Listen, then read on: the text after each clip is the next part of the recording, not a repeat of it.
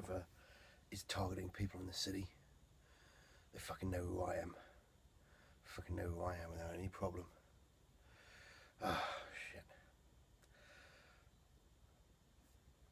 The reason I'm out here, the reason I'm not back in my haven, my normal spot, is because it's occupied by Todd. Yeah. Todd, my ghoul, my guardian, the guy who sits and guards me every day, the guy who drinks my blood. Yes, something got to him. I get a call just before the conclave this evening, and I head over to Todd's house saying, they're getting in me, man. They're getting in me. I have no fucking idea what that means, so I get over there, and his entire fucking apartment, inside of his tiny little ground floor apartment, covered fucking insects. Never seen things like that, like this fucking big, like, biblical plague. And I walk in, and he's on the floor covered in these things. Covered in these things. Fuck. And as soon as they see me, or as soon as they sense me, everything fucking buzzes its way out the door. And he's there, lying on the floor, and his skin is covered in these fucking bite marks. Todd is my ghoul. I taught him fortitude. He's fucking tough as nails. He takes bullets to the chest and they don't break his skin. Yet somehow these fucking bugs rip their way through him. I don't understand. I don't understand. I'm going to feed him some blood. I tried to get him to feel a little better, but there was definitely something wrong with him. And I decided the best thing to do, keep him under quarantine, get to the conclave, find out if anyone knew what the shit was going on. And it turned out that they had a fair idea of what was going on, that Jeremiah Grinning Fox had been attacked by these things and they'd been able to surgically remove them, but it had almost fucking killed him. But they weren't sure what they could do about Todd, because he's a ghoul, not a kindred. And there was a lot of discussion going around about keeping him safe, about keeping him under quarantine, and maybe the bugs hadn't got in. We took him for a fucking examination with Judith Roman by this new lippy Tremere that turned up at the conclave. And everyone was like, we still don't know what these things are. We still don't know if they might have laid eggs in him, if they might have got into his head and start controlling him. And everyone's like, you know, keep him safe, keep him calm, keep him there. We understand, Michael. He's your ghoul. He's your guy. You know, we'll make sure he's okay. What they don't realise is Todd's a fucking arsehole. Yeah. He's a piece of shit, man. That's why I chose him. When Prince de Montfort told me what ghouling was all about, that you found yourself a ghoul, you fed them your blood and they fell completely under your spell. They worship the ground that you walk on. They do anything for you. And he said you found them, you found ones you thought were suitable, and you let them guard you, you let them be your servants and everything like that. I thought it sounded like the most horrific thing in the world. Fucking slavery, essentially emotional slavery. Fucking creating junkies of your blood just so that you can have slaves. I thought it was horrible. I thought it sounded like a fucking horrible idea. But I was committed to survival in the city, and I knew I had to find a ghoul. So I found Todd. Todd's a mercenary. He's one of the best security agents. He's one of the best shotgun wielders I've ever seen. He's killed so many people in his life. He has worked as a mob enforcer. I'm pretty sure he's tortured people. I'm pretty sure he's tortured people to death. He confessed to me one night about raping 3 young girls while he was off in Burma. Todd's a piece of shit, and that's why I chose him. I thought if I'm going to inflict the fate of being a ghoul on somebody, it's going to be on somebody that fucking deserves it. I don't know where I get off on that, some twisted sense of justice that makes me feel better about doing it. But Todd's in there, locked up, climbing the walls, some bugs trying to get in his head, control his brain. And I'm sitting there thinking, what's the difference? I'm in his head, my blood's in his veins. This guy's fucking devoted to me, and he's never been that in his life. He's a self-interested, self-absorbed piece of shit who just happens to be hooked on my blood and dedicated to me because I force it on him. I open him up my wrist for him once every couple of days. Maybe it'd be kinder to just put him down now. Maybe he's paid his penance. The shit I've put him through. With guarding me, with the razors, everything like that. Guy's a fucking bigoted homophobe, yet he has to stand guard every night in a gay club.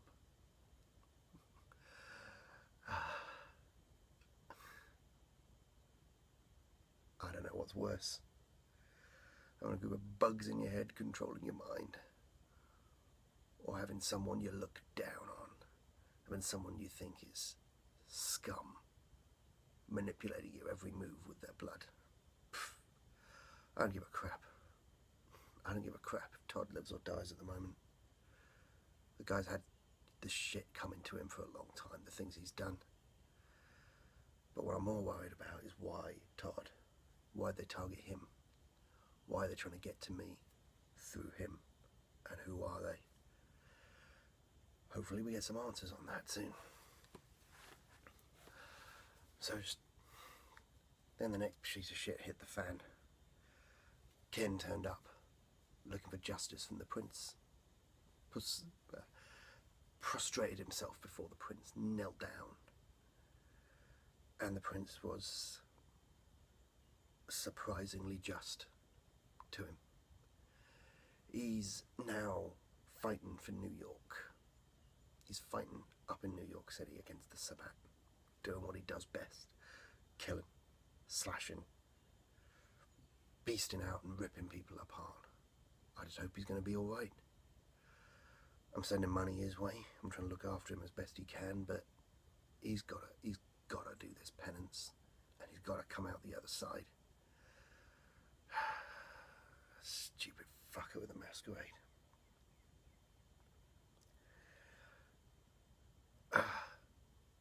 And then got to chat with Grinning Fox finally. Grinning Fox has been helping me deal with these nightmares, and the fact that these nightmares appear to be infecting other people around me. And he says that it's some form of dementation. It's some form of Malkavian trickery in my head that's making me feel these nightmares. So I'm thinking this is the residue, this is the leftover from the fucking torture that Malkavian put me through, that satchel, just before my embrace. And that's why I can't get rid of it, because he just fucked with my head so much that it's stuck. It's fucking stuck there.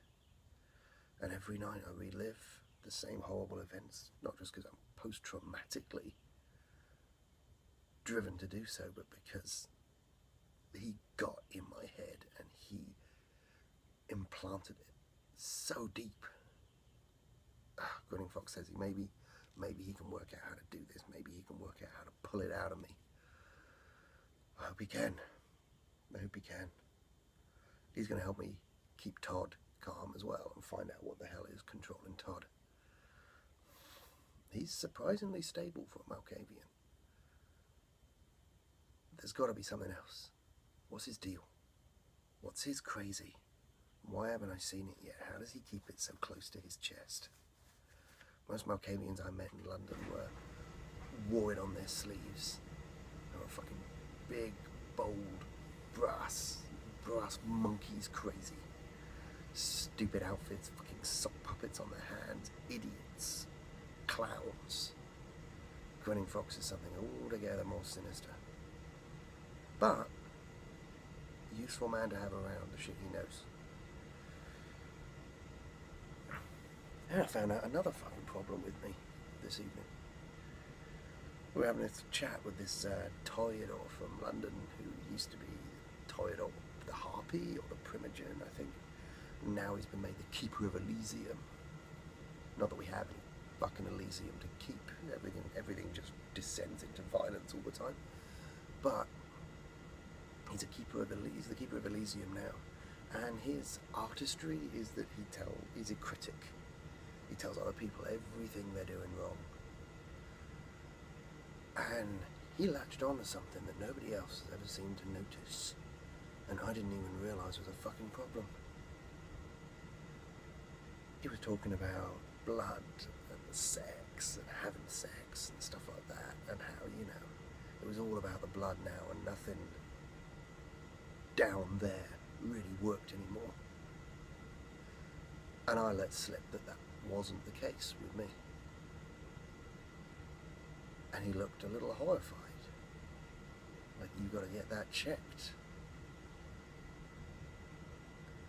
And no one's ever, and then suddenly I realised no one's ever really talked to me about that. I remember Prince John being a little weirded out by me still kind of pursuing, like, sex of a night, like hooking up with guys just for the hell of it. But I just thought that was some residual humanity. But I'm fully functional down there still. You know, it's part and parcel of my whole, like, residual thin blood curse. That I'm still, what's the best word for it? Fertile. Could I have kids? Could I still fucking reproduce? Is that possible? I know kindred don't do that, they embrace, but I had tell of some thin bloods that could, and they produce these half vampire babies called dampeners or something, dampiers. Can I do that? Because dampiers weren't popular in London. Dampiers were killed on sight by the scourge. I need to keep my mouth shut about these things. I really need to keep my mouth shut about that kind of shit, because kindred don't like the weirdness of thin bloods. And since I'm halfway between a cursed thin blood and an elder, I don't think they like what that means. I gotta keep your mouth shut, Mike. You gotta keep your mouth shut more. You're fucking getting lazy, you're getting too comfortable. And then just to top the whole night off, me, Ken, the sheriff, and Lucian Kincaid almost fucking started a war. We may still have started a war yet, I don't know, they're still negotiating. We almost fucking started a war with the Alliance. We got told we had to go and intercept an airplane because it might have this chalice on board that's important to the prince's plans, connected to that cross that drives people crazy. And Kincaid took the lead, which probably wasn't a good idea. In fact, it's never a good idea when Kincaid takes the lead. He fucks everything up. So Kincaid dragged us to this airport. Kincaid told me to disable the plane. And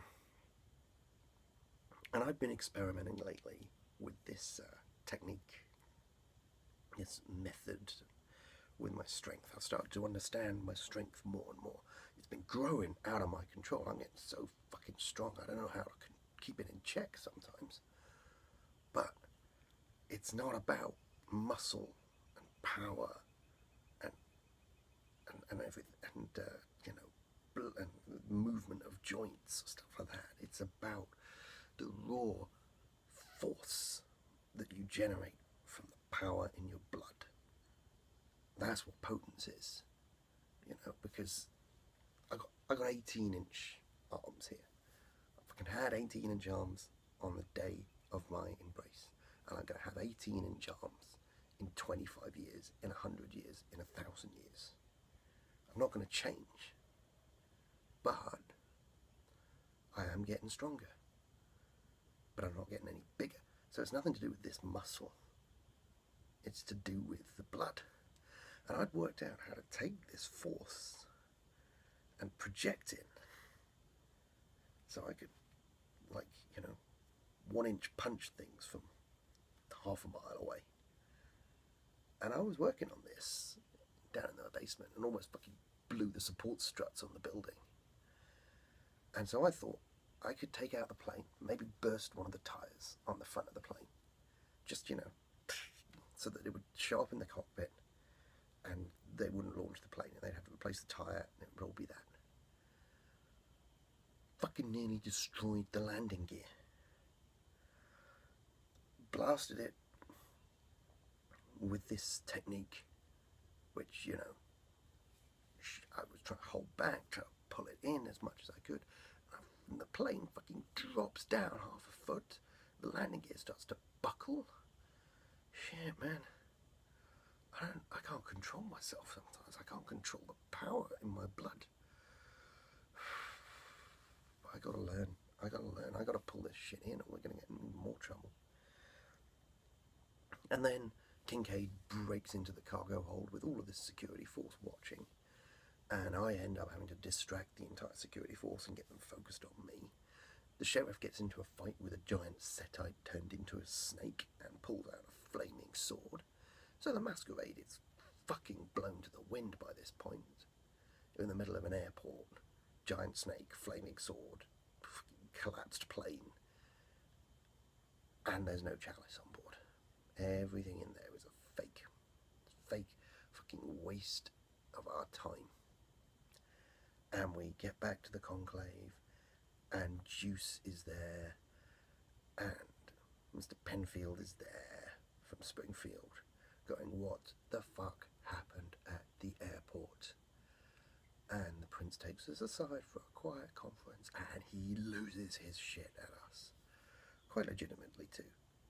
We fucked up. Kincaid's disappeared by this point, so we're just the three patsies standing in, taking all the abuse. And yeah, we could have laid all the blame on Kincaid's door, because he was the one who made all the decisions, but we fucking went along with it. We fucking said, yeah, let's do this, that's the right thing to do. Really shouldn't listen to that guy. Problem is, I like him.